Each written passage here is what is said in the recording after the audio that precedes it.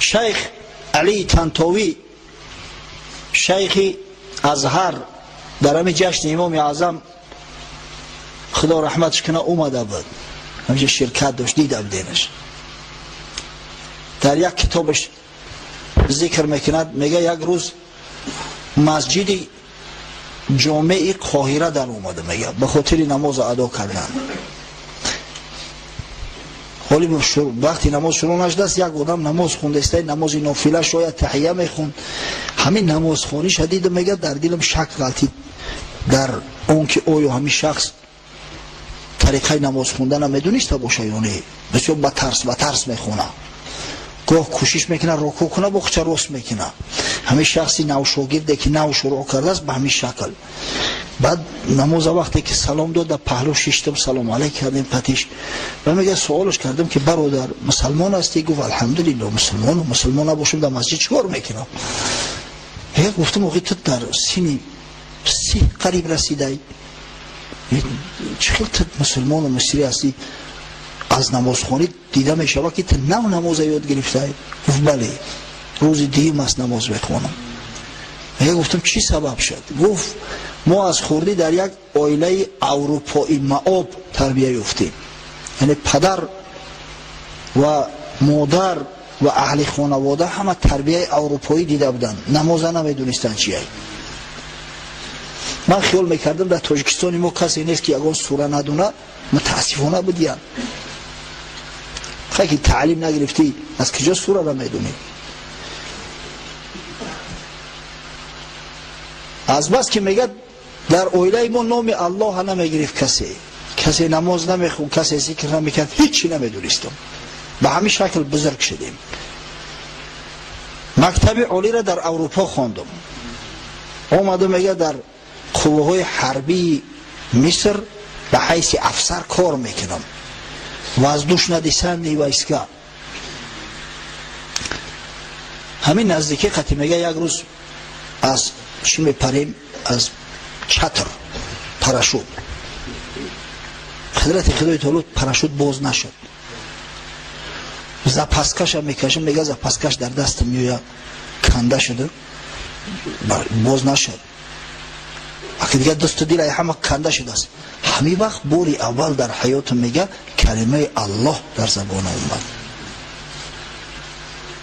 یا الله استغیث بک، پروردگار رو به تو پناه میبرم. همیشه سخنم میگه گفته بودم که همون زپسمای پراشوتی که چیزش کنده شده بود کشوده شد.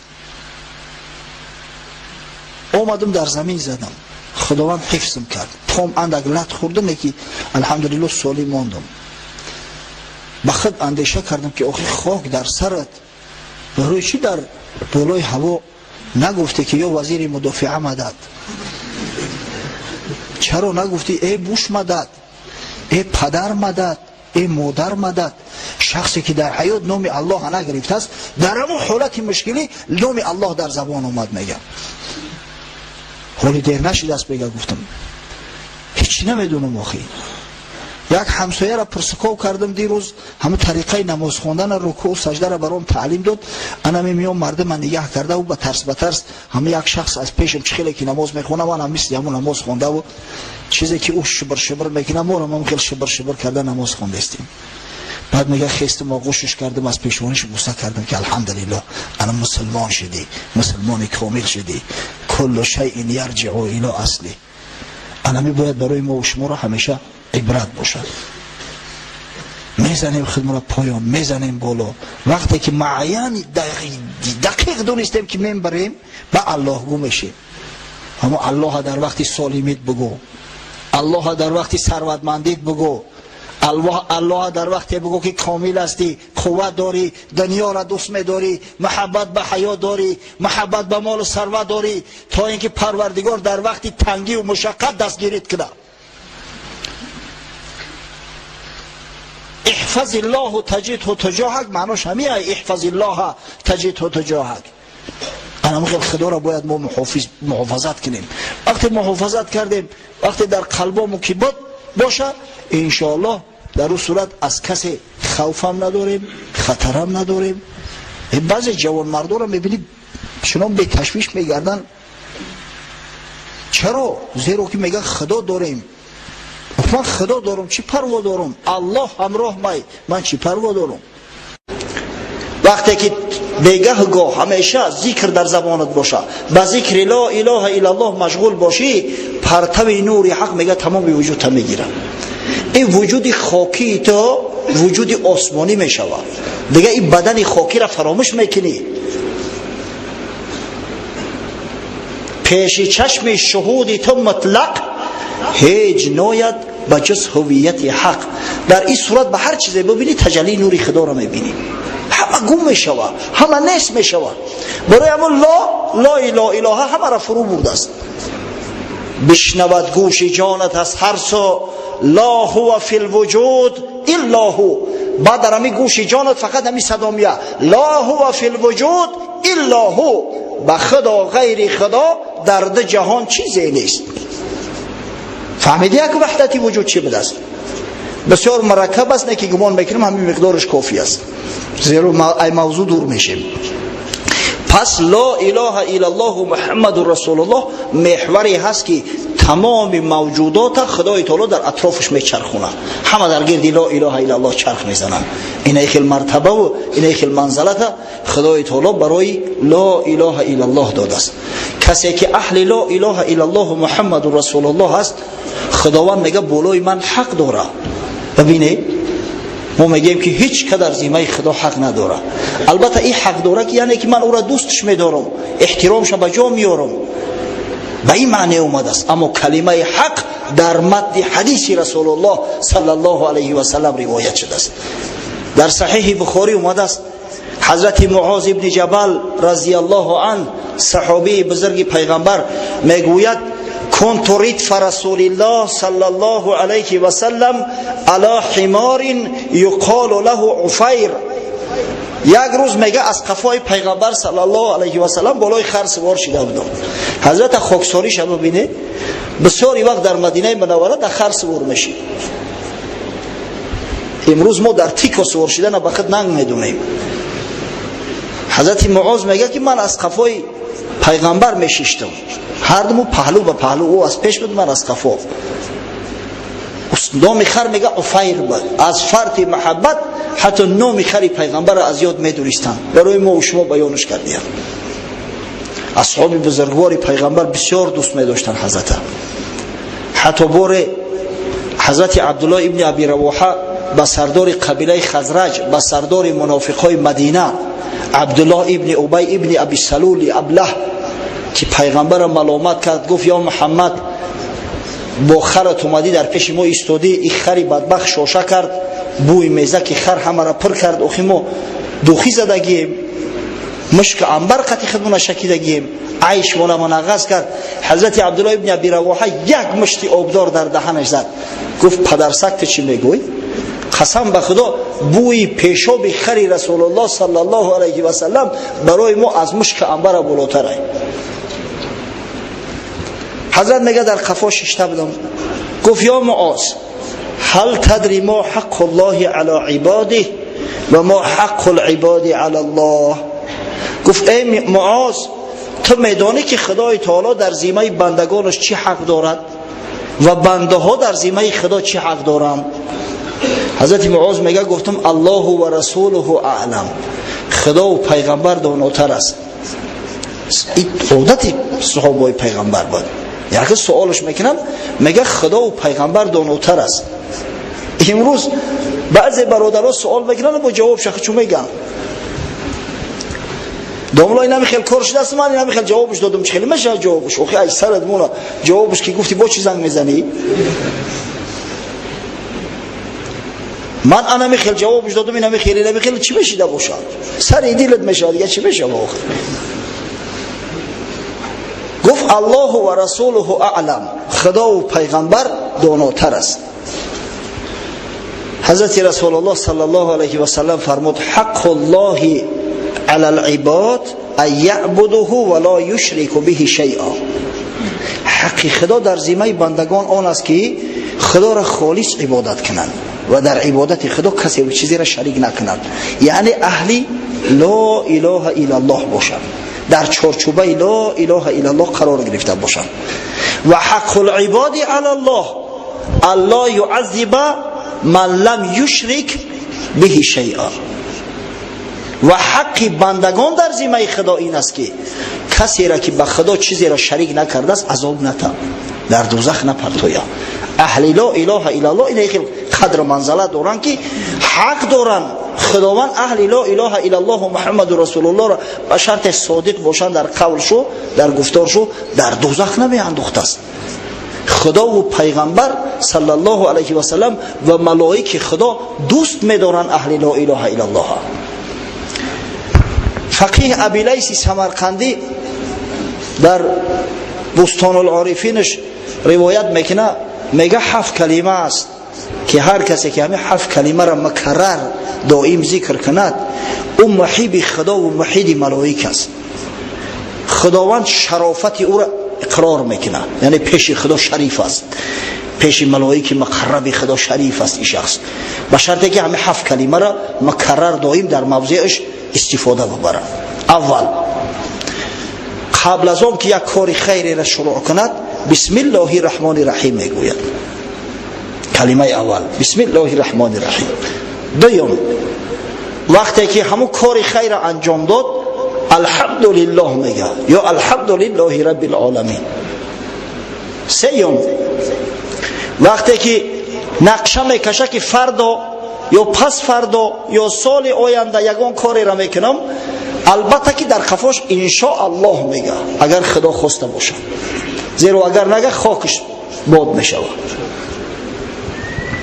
چهارم اگر به شرط مبادا از زبانش یگان سخن ناجای برآمد، یگان گپی نامعقول برآمد یا سخن لغو گفت، استغفر الله میگه فی الحال از قفاش.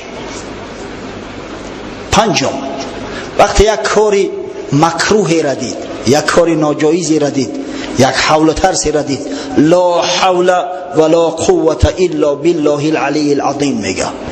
ششم وقتی که مصیبت به سرش آمد یا به سر یک نفر همسایه و خویش اقرباش آمد یا یک نفر دوستش آمد کلمه استرجاع به زبان میراند، انا لله و انا الیه راجعون. و هفتم که کامل کننده همه این شش است، همیشه شب و روز دائما لا اله الا الله محمد رسول الله ذکر میکنه.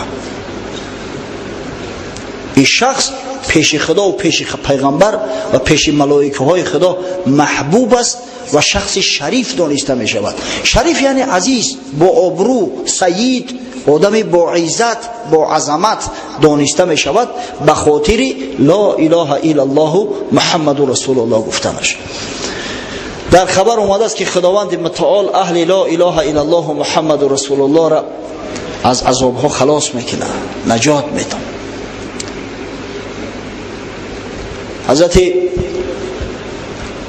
رسول الله صلی الله علیه و سلم میفرماید من شهد ان لا اله الا الله و ان محمدا رسول الله حرم الله علیه النار.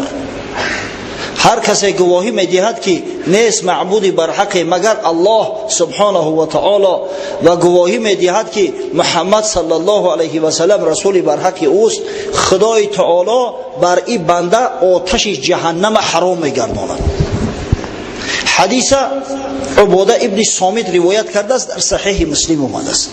ببینید در روایت دیگر حضرت عثمان در صحیح مسلم اومده است، پیغمبر خدا صلی الله علیه و سلم گفت من مات و هو یعلم ان لا اله الا الله دخل الجنه.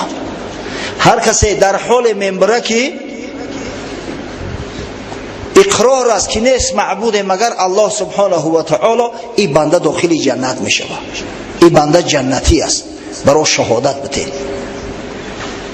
بخاری روایت میکند از حضرت ابوذر غفاری صحابی بزرگ پیغمبر صلی الله علیه و سلم آتیت رسول الله صلی الله علیه و سلم و علیه ثوب ابیض و هو نائم.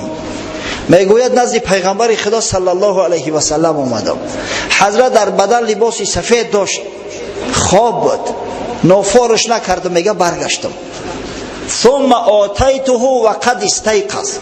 بار دیگه وقتی اومدم حضرت علی که از خواب خیست است، گفت یا ابوذر ما من عبد یقول لا اله الا الله محمد رسول الله ثم مات على ذلك الا دخل الجنه. هر بنده ای که لا اله الا الله محمد رسول الله میگه و اهل همین کلمه از دنیا میروه، این مرد داخل جنت میشود. حضرت ابوذر غفاری بسیار کنجکاو بود، بسیار ناترس بود. از همه زیادتر پیغمبر همین حضرت ابوذر سوال میکرد، گفت و این زنا و این سرق، اگر چند دزدی و زنا هم کرده باشه. حضرت گفت و این زنا و این سرق، اگر چی دزدی و زنا هم کرده باشه. حضرت میگه حیران شدم، با سوالش میکنه یا رسول الله و این زنا و این سرق، اگر چند دزدی و زنا هم کرده باشه. باز در جواب پیغمبر میگه و این زنا و این سرق، اگر چند دزدی و زنا هم کرده باشه. حضرت میگه طاقت نکرده باری سوم با گفتم یا رسول الله و این زنا و این سرق. در جواب گفت و این زنا و این سرق علی رغم انف ابی ذر. گفت بله، اگر چند دزدی و زنا هم کرده باشه علی رغم انف ابی ذر. ابی ذر نمیخواد که خدای گناهی را ببخشه، نمیخواد که خداوند را داخل جنت کنه، لیکن اگر حتی همین آدم توبه کنه، توبهش اگر توبه صدقی باشه، توبه نصوح باشه، خداوند داخل جنتش میکنه. معنی گبی نیست که من لا اله الا الله محمد رسول الله بگم زنا کنم دزدی کنم بگردم، نه، نعوذ بالله. هیچ وقت این گپ این معنی را نمیته. معنی گبی است که یک آدم زنا کرد یا گناه کرد، دزدی کرد، بعدا اصلاح شد، توبه کرد، در چارچوبه لا اله الا الله محمد رسول الله داخل شد، اگر خدای بزرگ همی بنده را به فضلش بگیره، گناهاش هم ببخشه، یک روز داخل جنتش میکنه. دیگه از او زینای کردگیشو، از دزدی کردگیش سوالش نمیکنه. اما اگر به عدلش بگیره، همون موافق جنایت کردگیش جزاش هم میبینه، چند ساله باشه، بعدا البته داخل جنت میشه و مادام که اهل لا اله الا الله هست. به این معنی اومده است. خدا نگه بداره که او گناه کبیره مثل دزدی و مثل زنا چی مقدار مهلت داشته باشه. در آیات های قرآن اومده است حکم میگه خداوند، احقاب لابثین فیه احقابا. حکمش در تفسیر اومده است 80 سال، بعضی ها حتی گفتن 100 سال. این حکم پشت حکمش چقدر خدای تعالی خودش میدونه. زمان خاطر بسیار مغرور نشوه. اون مردمی که متاسفانه از عبادت خدا دور هستند، متاسفانه امروز نماز نمیخونن، نه که دعوا میکنن که ما اهل لا اله الا الله هستیم، روزه شون میخرن میگن که ما اهل لا اله الا الله هستیم. و فراموش نکنه وقتی که اهل لا اله الا الله میگیم، کسایی را ما در نظر داریم که قایم و استوار استادیان در لا اله الا الله، از چارچوبه لا اله الا الله محمد رسول الله خارج نشدیان. یا شاید اهل لا اله باشن، اهل لا اله الا الله نباشن. در این اهل لا اله همون کمونیستا و اتئیستا هم داخلن. همون خونه سوخته میگن لا اله، خدا نیست، پادشاه نیست، خاک نیست، بلا نیست. همین اتئیستا هم میخوان میگن که لا الهش اتئیستا هم میگن. به الا الله شخص مؤمن شماریده نمیشه. حضرت علامه اقبال قصه روسیه را کرده است، روسیه بلشویکو را. همون وقتی که بلشویکو در روسیه سر قدرت اومدن با سرداری لنین، علامه اقبال زنده بود. بعد میره شرح میده که سببش چی است. همچنان بینی که در عهد فرنگ بندگی با خواجگی آمد به جنگ، روس را قلب و جگر گردیده خون، از ضمیرش حرف لا آمد برون. در عهد فرنگ میگه در همین زمان فسق و فساد اروپایی، روسا را قلب و جگرش خون شد، بیزار شدن، از دهنشو گپ لا برومد.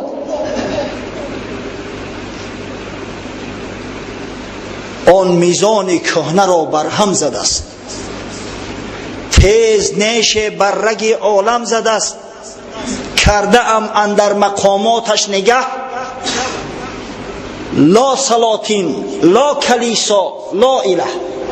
وقتی میگه خشوع تحقیق کردم که لای عروسا چی باشه، لای اینا لا سلاطین، لا اله، لا کلیسا، یعنی که نیست بود پاچا، نیست بود کلیسا، نعوذ بالله نیست الله.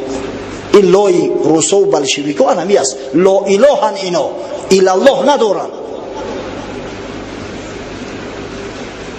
فکر او در تندباد لا بیماند، مرکب خود را سوی ایلا نراند. این بیچاره در همین لا اله رست شد. اندکی دیگه از پیشتر نرم که الا الله بگه، مگر الله. ایشا نگفت. فکر او در تندباد لا بیماند، مرکب خود را سوی ایلا نراند.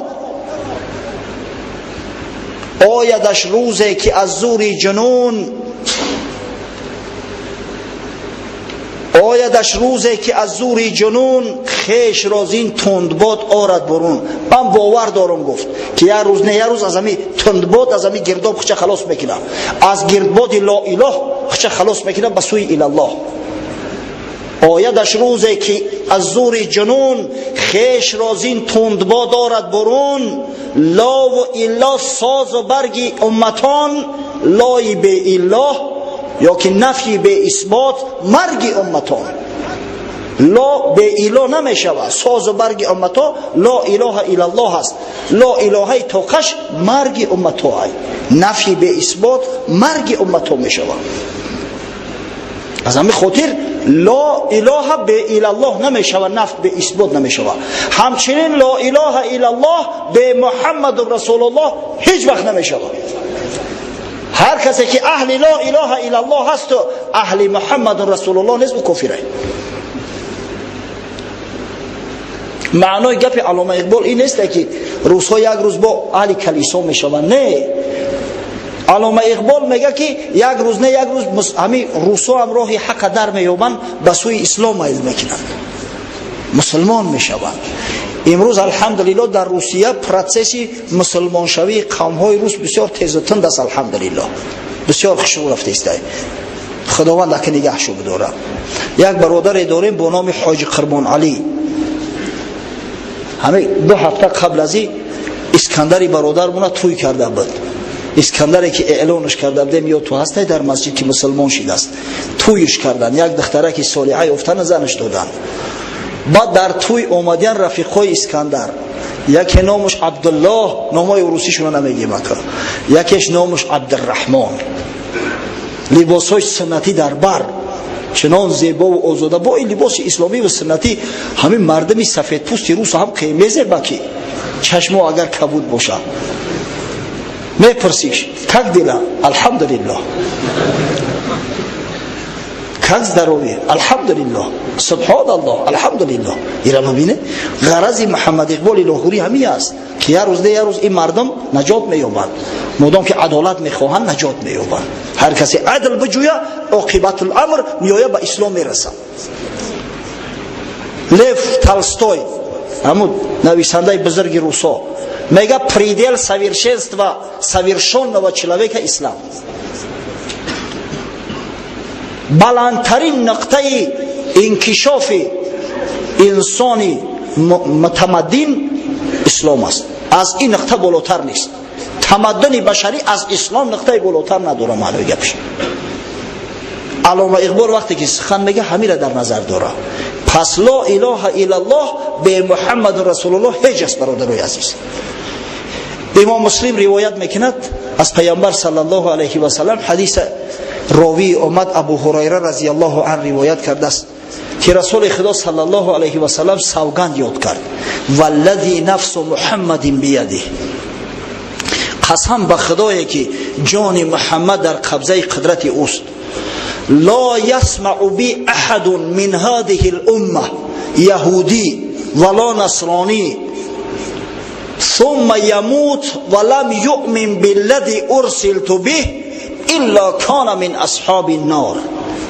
هر کسی که گفت نام مرا بشنود، از شریعت من باخبر می شود، او خواه یهودی باشد خواه نصرانی باشد و قبل از او که با اسلام ایمان میارد اهل لا اله الا الله و محمد رسول الله میشود، اگر از دنیا بگذره او اهل دوزخه.